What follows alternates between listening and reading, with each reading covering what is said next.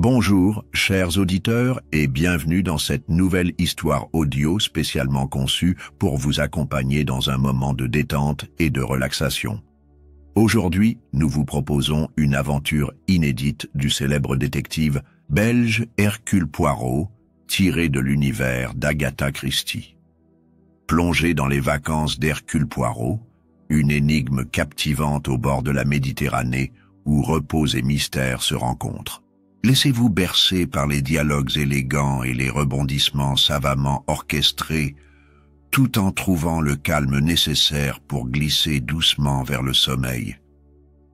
Installez-vous confortablement, fermez les yeux et laissez votre imagination voyager avec nous. Dans ce thriller policier inspiré des œuvres d'Agatha Christie, suivez Hercule Poirot lors de vacances qui tournent mal sur une île méditerranéenne. Entre paysages enchanteurs et secrets enfouis, chaque chapitre vous plonge dans une atmosphère apaisante propice à l'endormissement, idéal pour adultes cherchant des histoires audio relaxantes ou des contes policiers classiques réimaginés. Chapitre 1. Un repos mérité.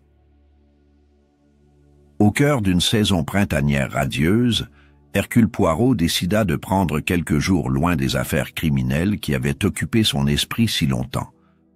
Après avoir résolu une série particulièrement complexe d'énigmes impliquant des aristocrates londoniens et leurs intrigues familiales, il sentit que même ces petites cellules grises méritaient un repos bien gagné.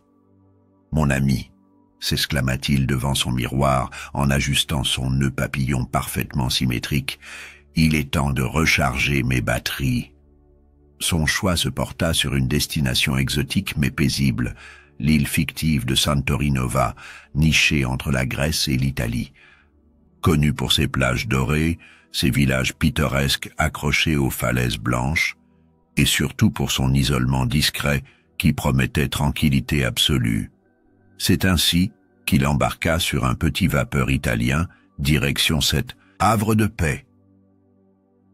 À peine installé dans sa chambre d'hôtel luxueusement décorée avec vue imprenable sur la mer turquoise, Poirot commença à savourer la quiétude tant attendue. Il passa ses premières heures à flâner autour du port animé, goûtant aux spécialités locales comme ces délicieux fruits frais, ou encore ce vin léger qui chatouillait agréablement le palais. Mais alors qu'il pensait pouvoir profiter pleinement de cette parenthèse enchantée sans complication aucune, quelque chose vint troubler sa sérénité naissante. Un matin, alors qu'il prenait tranquillement son café accompagné d'un croissant croustillant sur la terrasse ombragée de son hôtel, il remarqua une agitation inhabituelle parmi les habitants locaux rassemblés près du quai principal. Curieux. Malgré lui, Poirot s'approcha discrètement pour écouter les conversations feutrées qui circulaient parmi eux. Apparemment, quelqu'un avait disparu durant la nuit précédente. Un certain monsieur Henri Dupont, un riche industriel français connu pour ses affaires controversées liées à l'industrie pétrolière. Toutefois, contrairement à ce que l'on aurait pu attendre face à une telle situation, personne ne semblait véritablement bouleversé. Certains murmuraient, même avec soulagement masqué derrière des sourires forcés. Intrigué par cette attitude ambivalente, Poirot sentit immédiatement que quelque chose clochait ici. Le soir venu, alors qu'il rentrait à son hôtel après une journée consacrée à explorer les alentours, il fut abordé par une femme élégante, dont les traits marqués trahissaient une préoccupation non dissimulée. Elle se présenta sous le nom de Madame Laurent, veuve respectable originaire de Paris. « Monsieur Poirot, je sais qui vous êtes, » dit-elle d'une voix basse mais pressante. « Je dois absolument vous parler, seul à seul. » Intrigué autant que surpris par cette intervention inattendue, Poirot accepta volontiers l'invitation. Ils convinrent donc de se retrouver tard dans la soirée dans un coin retiré du jardin tropical entourant l'hôtel. C'est là que Madame Laurent lui révéla une information capitale. Selon elle, Henri Dupont n'était pas simplement parti, comme on le prétendait officiellement. Il avait été victime d'un crime soigneusement orchestré par certains membres influents de la communauté locale. Pourquoi? Parce qu'il menaçait de dévoiler des vérités compromettantes concernant leurs activités illégales prospérant sous couvert de tourisme innocent. Bien que sceptique au départ, Poirot réalisa rapidement que cette affaire pourrait bien être plus compliquée et dangereuse qu'elle n'y paraissait au premier abord. Et tandis qu'il retournait vers sa chambre, perdu dans ses pensées, il sut déjà que ses vacances idylliques allaient prendre une tournure beaucoup moins reposante. Chapitre 2. Les ombres de Santori Nova. Le lendemain matin, Hercule Poirot se réveilla avec une sensation étrange. Les rayons du soleil méditerranéen filtraient à travers les volets en bois de sa chambre d'hôtel, mais cette lumière dorée semblait ne pas parvenir à dissiper les ombres qui s'étaient formées dans son esprit suite aux révélations de Madame Laurent. Il avait espéré que ses vacances seraient un havre de paix, loin des mystères et des intrigues criminelles. Mais il savait désormais qu'il ne pourrait ignorer ce qui se tramait sur l'île de Santori Nova.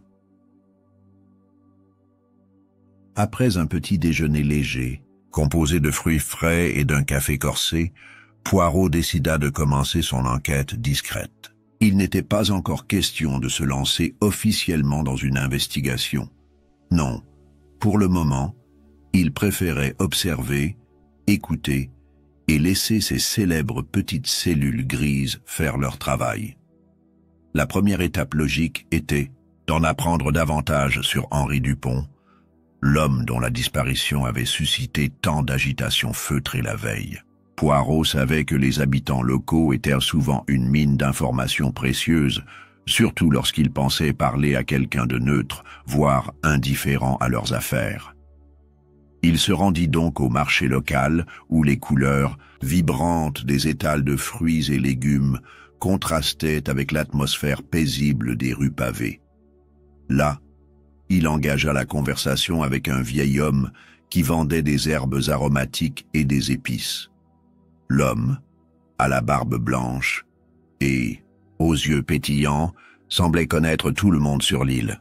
« Ah, monsieur Dupont ?» répondit-il lorsque Poirot mentionna le nom. Un homme très riche, très important, mais aussi très, controversé. Il venait ici chaque été depuis quelques années, toujours accompagné de belles femmes et de gardes du corps. Mais cette fois-ci, il est arrivé seul. Cela a fait jaser. Poirot hocha la tête, prenant note mentalement de cette information. Et savez-vous pourquoi il aurait décidé de venir seul cette année? Le vieux marchand haussa les épaules. Peut-être des affaires urgentes? Ou peut-être des problèmes? Certains disent qu'il fuyait quelque chose. D'autres pensent qu'il cherchait à régler des comptes. Cette ambivalence intéressa Poirot. Si Dupont était venu sur l'île pour régler des comptes, cela pouvait expliquer pourquoi certains habitants semblaient soulagés ou même complices de sa disparition. Mais alors, pourquoi personne n'avait signalé quoi que ce soit aux autorités locales? Pour approfondir ses recherches, Poirot se dirigea ensuite vers le port, où plusieurs bateaux de pêche étaient amarrés. Les pêcheurs, souvent silencieux et réservés, pouvaient parfois se montrer bavards lorsqu'on abordait les bonnes questions. Il s'assit sur un banc près d'un vieux marin qui réparait tranquillement ses filets. « Vous connaissiez bien Monsieur Dupont ?» demanda-t-il après avoir entamé une discussion légère sur la météo. Le marin leva les yeux, visiblement surpris par la question. « Pas personnellement, non, mais je l'ai vu plusieurs fois au café du port. Il posait beaucoup de questions, surtout aux gens qui travaillent dans le tourisme. Je crois qu'il voulait comprendre comment fonctionnait l'île. Et que pensiez-vous de lui ?» L'homme marqua une pause, comme s'il pesait ses mots. C'était un homme dangereux. Il regardait trop profondément, vous voyez, comme s'il cherchait quelque chose de caché. Et ici, nous aimons garder nos secrets tranquilles. Ces paroles confirmèrent les soupçons de Poirot. Il y avait quelque chose sur cette île, une activité illégale peut-être, que Dupont avait tenté de découvrir. Et si cela avait conduit à sa disparition, alors il fallait identifier ceux qui avaient le plus à perdre. Plus tard dans la journée, Poirot décida de rendre visite à Madame Laurent, la femme qu'il avait approchée la veille. Elle habitait une petite villa pittoresque sur les hauteurs de l'île, entourée de vignes et de cyprès. Lorsqu'il frappa à sa porte, elle l'accueillit avec un sourire crispé. « Monsieur Poirot, merci d'être venu », dit-elle en l'invitant à entrer. La maison était décorée avec goût, mais une certaine tension flottait dans l'air. « Vous m'avez parlé hier soir de vérités compromettantes, commença-t-il sans détour. « Pourriez-vous être plus précise ?» Elle hésita un instant, avant de répondre. Henri Dupont menaçait de révéler des informations concernant un réseau de corruption impliquant plusieurs membres influents de l'île. Il détourne des fonds publics destinés au développement touristique pour financer des activités illégales. Poirot fronça les sourcils. Des activités illégales? De quel genre? Madame Laurent baissa la voix. Du trafic d'antiquités, volées. Certaines pièces archéologiques sont pillées des sites historiques de l'île et revendues à des collectionneurs privés. Cette révélation changea immédiatement la donne. Si Dupont avait découvert ce réseau et menacé de le dénoncer, il avait effectivement signé son propre arrêt de mort. Mais qui étaient les responsables et comment prouver leur culpabilité? Avant de partir, Madame Laurent lui tendit une enveloppe. « Voici des documents que Dupont m'a confiés juste avant sa disparition. Ils pourraient vous être utiles. » Poirot la remercia chaleureusement et regagna rapidement son hôtel pour examiner le contenu de l'enveloppe. À l'intérieur, il trouva plusieurs photos et notes manuscrites détaillant des transactions financières suspectes ainsi que des noms familiers, celui du maire de l'île, d'un propriétaire de restaurant renommé et même d'un ancien policier local. Toutefois, ce qui retint particulièrement son attention fut une carte dessinée à la main indiquant un emplacement isolé sur l'île, avec une annotation en bas, lieu du dernier rendez-vous. Poirot sentit son cœur battre légèrement plus vite. Ce mystérieux rendez-vous pouvait être la clé de toute l'affaire. Mais avant de se rendre sur place, il devait rassembler davantage d'indices et tenter de comprendre les motivations exactes des suspects potentiels.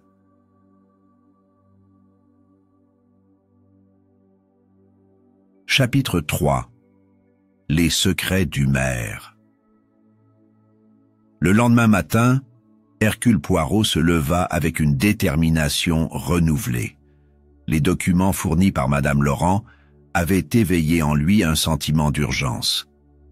Il était désormais convaincu que la disparition d'Henri Dupont n'était pas accidentelle, mais bien le résultat d'un complot soigneusement orchestré. Pourtant, avant de foncer tête baissée vers le lieu indiqué sur la carte, il savait qu'il devait d'abord approfondir ses connaissances sur les suspects potentiels. Sa première étape fut de rendre visite au maire de Santorinova, M. Giovanni Bianchi. Cet homme charismatique et influent était souvent vu en train de promouvoir les beautés de l'île lors des événements touristiques. Toutefois, selon les notes de Dupont, il figurait en bonne place dans les transactions financières, suspectes liées au trafic d'antiquités.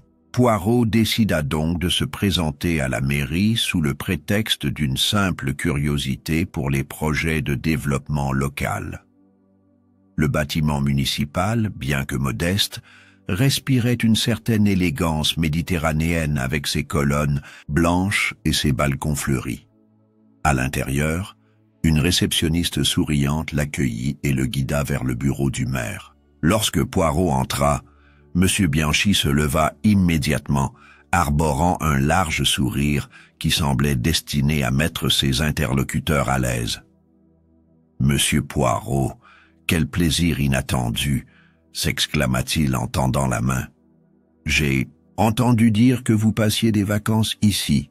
Comment trouvez-vous notre île ?» Poirot répondit poliment, louant la beauté des paysages et l'hospitalité des habitants. Mais il ne tarda pas à orienter la conversation vers des sujets plus sensibles. « En vérité, monsieur le maire, je suis fasciné par votre engagement envers le développement touristique. Toutefois, j'ai entendu parler de certains désaccords.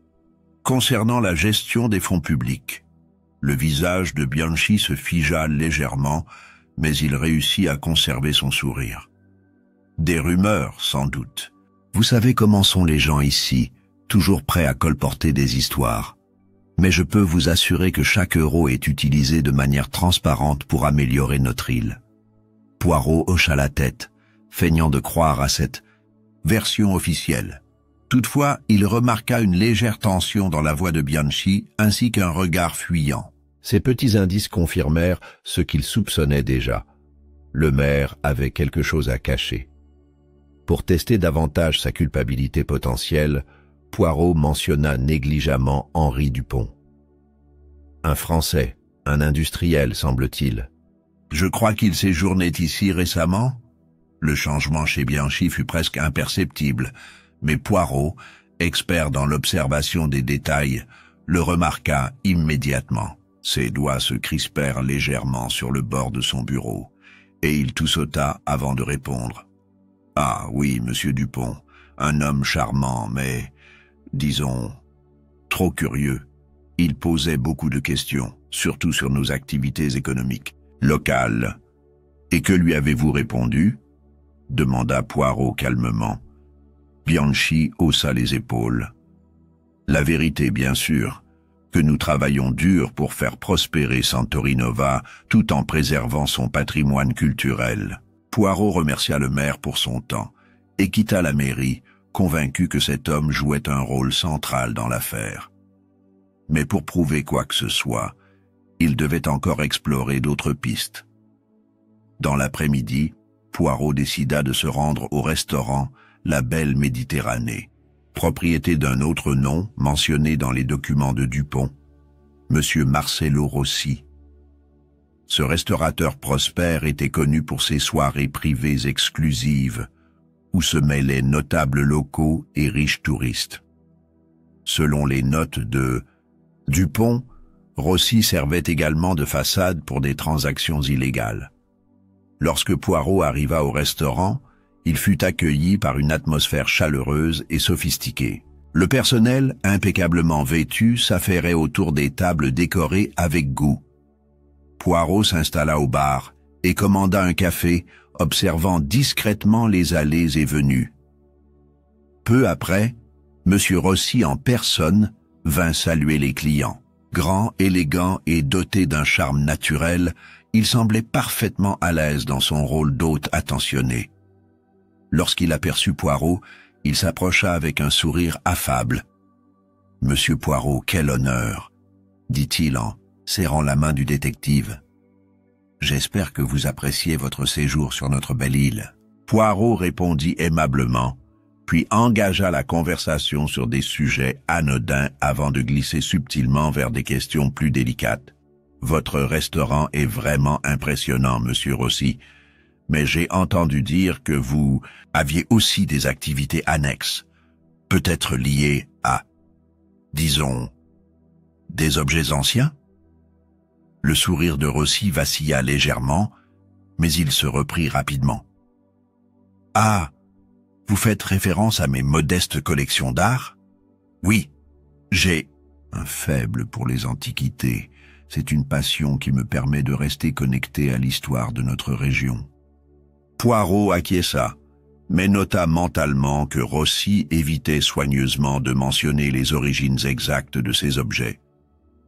Il changea alors de sujet, posant des questions sur les habitués du restaurant et les relations entre les différents notables de l'île. Au fil de la conversation, Poirot sentit que Rossi, tout comme Bianchi, cachait quelque chose, mais il n'avait pas encore assez d'éléments pour tirer des conclusions définitives. Le soir venu, Poirot décida de rendre visite à un troisième suspect, l'ancien policier local, Monsieur Luciano Moretti. Retraité depuis plusieurs années, Moretti vivait dans une petite maison isolée au bord de la mer. Sa réputation sur l'île était mitigée. Certains le considéraient comme un héros pour ses actions passées, tandis que d'autres murmuraient qu'il avait fermé les yeux sur certaines activités illégales. Lorsque Poirot frappa à sa porte, Moretti ouvrit lentement, visiblement surpris par cette visite inattendue. Son visage buriné par le soleil et les années reflétait une certaine méfiance. « Monsieur Poirot ?» demanda-t-il d'une voix grave. « Que puis-je faire pour vous ?» Poirot expliqua qu'il enquêtait sur la disparition d'Henri Dupont et souhaitait comprendre les dynamiques locales. Moretti l'invita à entrer, mais son attitude resta distante. « Dupont était un homme dangereux », déclara Moretti après un long silence. Il fouinait partout, posait des questions embarrassantes. Mais je n'ai rien à voir avec sa disparition. Poirot le scruta attentivement. Moretti semblait sincère, mais son passé trouble laissait planer un doute. Avait-il pu être impliqué dans le réseau de corruption, même indirectement? Avant de partir, Poirot mentionna la carte trouvée dans les documents de Dupont. « Connaissez-vous cet endroit isolé ?» demanda-t-il en montrant l'annotation. Moretti fronça les sourcils, puis secoua la tête. « Non, ça ne me dit rien. Mais si c'est là-bas qu'il devait rencontrer quelqu'un, eh bien, cela pourrait être important. » De retour à son hôtel, Poirot passa la soirée à réfléchir aux informations recueillies. Chaque suspect avait un mobile plausible, mais aucun ne semblait prêt à avouer quoi que ce soit. La clé de l'énigme résidait probablement dans cet emplacement isolé mentionné sur la carte. Mais avant de s'y rendre, il devait s'assurer qu'il ne tombait pas dans un piège. Car, comme il le répétait souvent, les apparences peuvent être trompeuses et les vérités enfouies ont parfois des racines profondes. Chapitre 4. L'ombre du passé. Le lendemain matin, Hercule Poirot se réveilla avec une sensation d'urgence. Les pièces du puzzle commençaient à s'assembler dans son esprit méthodique, mais il sentait qu'il manquait encore un élément crucial pour comprendre pleinement la disparition d'Henri Dupont. La carte annotée trouvée dans les documents de Dupont représentait un point central dans l'enquête, et Poirot savait qu'il devait explorer cet emplacement isolé. Cependant, avant de se rendre sur place, il décida de creuser davantage dans le passé des principaux suspects. Sa première étape fut de retourner voir Madame Laurent, dont les informations initiales avaient été précieuses. Peut-être détenait-elle des détails supplémentaires qui éclaireraient certains aspects obscurs de l'affaire.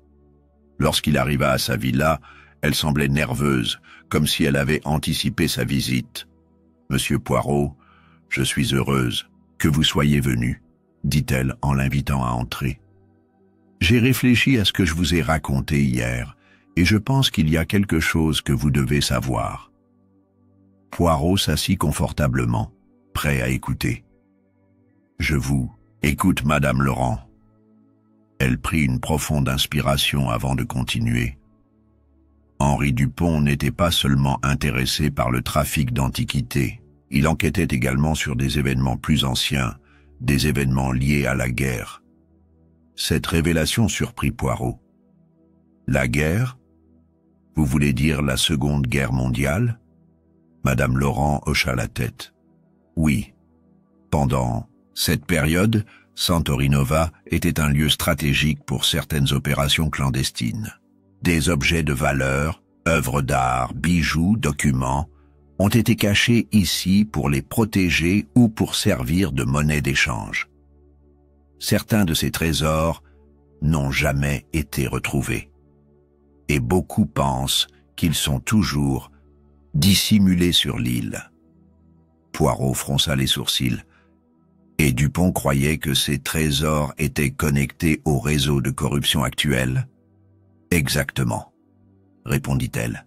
« Il pensait que certains habitants utilisaient ces objets pour financer leurs activités illégales, mais en fouillant trop profondément, il a sans doute découvert des vérités qui menaçaient leur existence. Cette nouvelle dimension ajoutait une couche de complexité à l'affaire. Si Dupont avait mis au jour des secrets vieux de plusieurs décennies, cela expliquerait pourquoi ces questions avaient provoqué une telle hostilité chez les notables locaux, mais qui, parmi eux, avait suffisamment à perdre pour aller jusqu'au meurtre. Dans l'après-midi, Poirot décida de rendre une nouvelle visite à Monsieur Marcello Rossi, le propriétaire du restaurant. Il avait remarqué lors de leur précédente rencontre que Rossi semblait particulièrement attaché à ses collections d'art. Peut-être pourrait-il obtenir davantage d'informations sur ces objets. Lorsqu'il arriva au restaurant, Rossi était occupé à superviser le service du déjeuner. Toutefois, il accueillit Poirot avec la même courtoisie que la veille. « Monsieur Poirot, quel plaisir de vous revoir », dit-il en serrant la main du détective. « Que puis-je faire pour vous aujourd'hui ?» Poirot adopta un ton léger tout en orientant subtilement la conversation vers les antiquités. « Je me demandais, avez-vous déjà participé à des ventes aux enchères privées pour vos collections ?» Rossi sourit, mais son regard devint légèrement méfiant. « Non, pas vraiment. Mes acquisitions sont souvent des cadeaux ou des héritages familiaux. Pourquoi cette question ?» Poirot haussa les épaules. « Simple curiosité. J'ai entendu dire que certains trésors de guerre sont encore cachés sur l'île. Peut-être en avez-vous acquis quelques-uns sans le savoir. » Le visage de Rossi se figea brièvement avant qu'il ne reprenne contenance. « C'est une histoire fascinante, mais je crains de ne pas pouvoir vous aider là-dessus. » Poirot nota mentalement cette réaction. Rossi connaissait probablement mieux que quiconque la provenance de ces objets, et sa réponse évasive confirmait qu'il avait quelque chose à cacher. Plus tard dans la journée, Poirot se rendit au port pour interroger les pêcheurs locaux. Ces hommes, bien qu'apparemment simples, étaient souvent témoins involontaires des activités suspectes sur l'île. Il engagea la conversation avec un vieux marin nommé Giuseppe, qui semblait être une véritable encyclopédie vivante des histoires locales. « Vous savez, monsieur Poirot, » dit Giuseppe après avoir partagé quelques anecdotes sur la guerre, « il existe une grotte près de la crique nord. Les anciens disent qu'elle était utilisée pendant la guerre pour cacher des choses importantes. Mais personne n'ose y aller maintenant. Elle est dangereuse, et certains prétendent qu'elle est maudite. » Cela intrigua immédiatement Poirot. La description correspondait exactement à l'emplacement indiqué sur la carte de Dupont. Était-il possible que cette grotte soit le dernier rendez-vous mentionné dans les notes, et si oui, que pouvait-elle contenir? Le soir venu, Poirot décida de se rendre à la grotte pour en apprendre davantage. Armé d'une lampe de poche et de sa détermination légendaire, il marcha le long des falaises escarpées jusqu'à atteindre la crique nord. L'endroit était sinistre, entouré de rochers noirs et battu par les vagues. Une ouverture sombre marquait l'entrée de la grotte. À l'intérieur, l'air était humide et froid. Poirot avança prudemment, éclairant les parois avec sa lampe. Ce qu'il découvrit le glaça d'effroi. Des caisses en bois couvertes de toiles d'araignée, des fragments de poteries anciennes et même des documents jaunis par le temps. Manifestement, cet endroit avait servi de cache pendant la guerre, mais ce qui attira son attention fut un journal intime posé sur une pierre plate. En le feuilletant, Poirot comprit qu'il appartenait à Henri Dupont. Les dernières pages détaillaient ses découvertes, des noms, des dates et des preuves irréfutables impliquant plusieurs notables de l'île dans le trafic d'antiquités et la corruption. Soudain, un bruit derrière lui le fit se retourner. Deux silhouettes encapuchonnées se tenaient à l'entrée de la grotte, bloquant toute issue. Poirot réalisa alors qu'il était tombé dans un piège. Chapitre 5. face à l'ennemi. La grotte, autrefois silencieuse et paisible malgré son atmosphère lugubre, se transforma soudain en un théâtre de tension. Les deux silhouettes encapuchonnées avancèrent lentement vers Hercule Poirot, leur pas résonnant sur le sol rocheux et humide. La lumière de sa lampe de poche vacilla légèrement, projetant des ombres menaçantes sur les murs irréguliers. Poirot, bien qu'immobile, restait parfaitement calme, une qualité qui avait fait sa réputation dans les situations les plus délicates. « Qui êtes-vous » demanda-t-il d'une voix posée, sans laisser transparaître la moindre trace de panique. « Et que voulez-vous » L'un des intrus, une voix grave et familière, répondit « Vous posez trop de questions, monsieur Poirot. Nous ne pouvons pas vous permettre de continuer. » Poirot plissa les yeux, essayant de distinguer les visages sous les capuches, mais il n'en avait pas vraiment besoin. Il savait déjà qui ils étaient. Ces petites cellules grises avaient déjà reconstitué le puzzle dans son esprit méthodique. « Je vois, » dit-il calmement. « Vous êtes ici pour récupérer les preuves qu'Henri Dupont a laissées derrière lui. Preuves qui, si elles étaient découvertes, ruineraient vos vies et mettraient fin à vos activités illégales. » Les deux silhouettes échangèrent un regard rapide, confirmant ainsi les soupçons de Poirot. L'une d'elles s'avança encore, un peu, tandis que l'autre restait légèrement en retrait, comme pour surveiller les alentours. « Vous êtes très perspicace, monsieur Poirot, » admit la première voix. « Mais cela ne change rien. Vous avez vu ce que vous n'auriez jamais dû voir. » Poirot sourit légèrement, presque avec amusement. « Ah, mais voyez-vous, mes amis, c'est là où vous faites erreur. Je suis déjà au courant de tout. Chaque détail, chaque implication. J'ai simplement besoin de quelques minutes supplémentaires pour assembler les dernières pièces du puzzle. » Il marqua une pause dramatique, sachant pertinemment que ces mots semaient le doute dans l'esprit de ses adversaires. Par exemple, je sais exactement pourquoi Henri Dupont est venu ici. Je sais aussi pourquoi il a été tué. Et surtout, je sais qui a donné l'ordre. Cette dernière phrase eut l'effet escompté. Les deux silhouettes se raidirent. Visiblement mal à l'aise, Poirot continua, imperturbable. Ce n'était pas seulement à cause du trafic d'antiquités, n'est-ce pas? C'était aussi à cause de ces trésors de guerre cachés ici.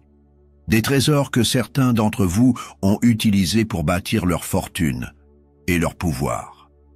La tension dans la grotte était palpable. L'un des intrus, manifestement agacé par les discours de Poirot, fit un pas en avant. « Assez de bavardage, nous n'avons pas le temps pour vos devinettes. » Poirot haussa un sourcil. « Oh, mais ce n'est pas une devinette, c'est une conclusion logique. Voyez-vous, j'ai rencontré plusieurs personnes ces derniers jours. Le maire Bianchi, Monsieur Rossi et même l'ancien policier Moretti. Tous avaient des secrets à cacher. Mais seul l'un d'entre eux avait suffisamment à perdre pour tuer Dupont et essayer de me faire taire ensuite. » Il marqua une nouvelle pause, savourant l'instant. « Et cet homme, c'est vous, monsieur Rossi. » Le silence qui suivit fut assourdissant. La silhouette à gauche retira enfin sa capuche, révélant le visage familier de Marcello Rossi. Son expression passa de la surprise à la colère en quelques secondes. « Très impressionnant, monsieur Poirot, » dit Rossi d'un ton glacial. « Mais cela ne change rien.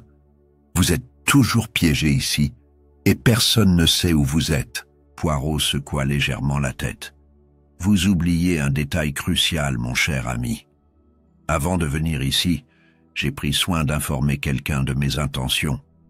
Si je ne reviens pas, disons simplement que toutes ces preuves tomberont entre de bonnes mains. » Rossi blêmit légèrement, mais il tenta de masquer son inquiétude. « Vous bluffez. » Poirot sourit. « Peut-être, mais êtes-vous prêt à prendre ce risque ? » À ce moment précis, un bruit de pas se fit entendre. À l'extérieur de la grotte, une voix forte et autoritaire résonna. « Police! Sortez immédiatement, les mains en l'air !» Rossi et son complice échangèrent un regard paniqué. Ils avaient été piégés. Poirot, quant à lui, afficha un sourire satisfait. Il avait anticipé cette confrontation et pris des précautions. Avant de partir pour la grotte, il avait contacté un vieil ami au sein de la police italienne qui avait accepté de surveiller discrètement ses mouvements. Les deux hommes furent rapidement arrêtés et emmenés par les autorités locales. Poirot, quant à lui, sortit de la grotte sous les rayons obliques du soleil couchant, tenant fermement le journal intime d'Henri Dupont. Il savait que ce document contenait toutes les preuves nécessaires pour démanteler le réseau de corruption et mettre un terme aux activités illégales sur l'île. Retour à l'hôtel.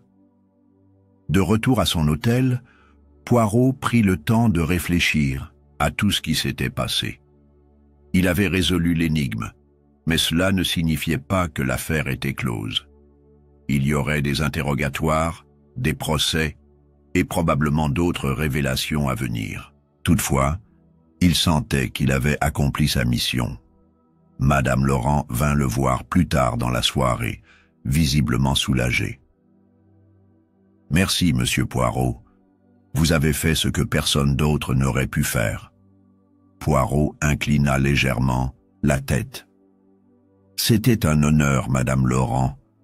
Mais rappelez-vous ceci, les vérités enfouies finissent toujours par remonter à la surface. » Elle acquiesça, puis prit congé, laissant Poirot seul avec ses pensées.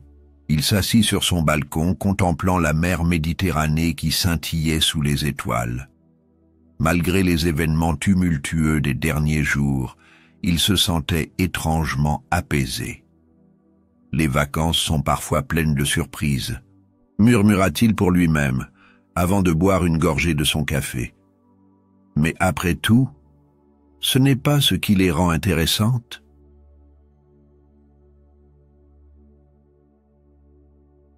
Chapitre 6. La vérité dans les étoiles. Le lendemain matin, Hercule Poirot se réveilla avec une sensation de calme qu'il n'avait pas ressentie depuis son arrivée sur l'île de Santorinova. Les événements de la veille avaient été intenses. La confrontation dans la grotte, l'arrestation de Marcello Rossi et de son complice, et la découverte des preuves irréfutables dans le journal d'Henri Dupont. Mais malgré tout cela, il sentait que l'affaire était désormais en bonne voie pour être résolue. Il ne restait plus qu'à finaliser les détails. Pendant le petit déjeuner, servi sur la terrasse ombragée de l'hôtel, avec vue sur la mer scintillante, Poirot prit le temps de relire attentivement le journal de Dupont. Chaque page contenait des informations précieuses, des noms, des dates, des descriptions détaillées des transactions illégales menées par le réseau corrompu. Parmi ces notes figuraient également des indices sur les trésors de guerre cachés sur l'île, qui avaient alimenté ce trafic pendant des décennies. Mais au-delà des faits bruts, ce qui frappait Poirot, c'était la personnalité d'Henri Dupont elle-même. À travers ses écrits, on percevait un homme passionné, idéaliste même, convaincu que sa mission allait au-delà de simples investigations financières. Il voulait non seulement exposer la corruption locale, mais aussi restituer les objets volés à leurs propriétaires légitimes ou aux musées nationaux où ils appartenaient. Cela donnait une dimension émotionnelle à cette affaire, transformant Dupont, non pas en simple victime, mais en un véritable héros tragique. Après le petit déjeuner, Poirot reçut la visite de 2 officiers de police italiens, envoyés spécialement pour superviser l'enquête. Ils étaient accompagnés d'un représentant du ministère de la Culture chargé d'évaluer les implications patrimoniales des découvertes faites dans la grotte. « Monsieur Poirot, » dit l'un des officiers, en lui serrant chaleureusement la main, « nous vous devons une fière chandelle. Grâce à votre diligence, nous avons pu mettre fin à un réseau criminel vieux de plusieurs décennies. » Poirot inclina légèrement la tête. « Je n'ai fait que mon devoir, messieurs, mais permettez-moi de souligner que c'est grâce au courage d'Henri Dupont que nous avons pu avancer si loin. Sans son travail acharné et ses recherches minutieuses, cette affaire serait restée enfouie dans l'ombre. » Les autorités hochèrent la tête avec respect. Le représentant du ministère ajouta « Nous avons déjà commencé à inventorier les objets trouvés dans la grotte. Certains sont d'une valeur inestimable. Œuvres d'art, bijoux anciens, manuscrits historiques. Ces trésors seront rendus à leurs propriétaires légitimes dès que possible. » Cette nouvelle réchauffa le cœur de Poirot. Il avait toujours cru que la justice, quand elle était bien menée, pouvait réparer les torts du passé tout en préparant un avenir meilleur. Plus tard dans la journée, Poirot décida de rendre une dernière visite à Madame Laurent avant de quitter l'île. Elle vivait encore dans sa villa pittoresque, entourée de vignes et de cyprès, mais semblait différente aujourd'hui, plus légère, comme si un poids immense avait été soulevé de ses épaules.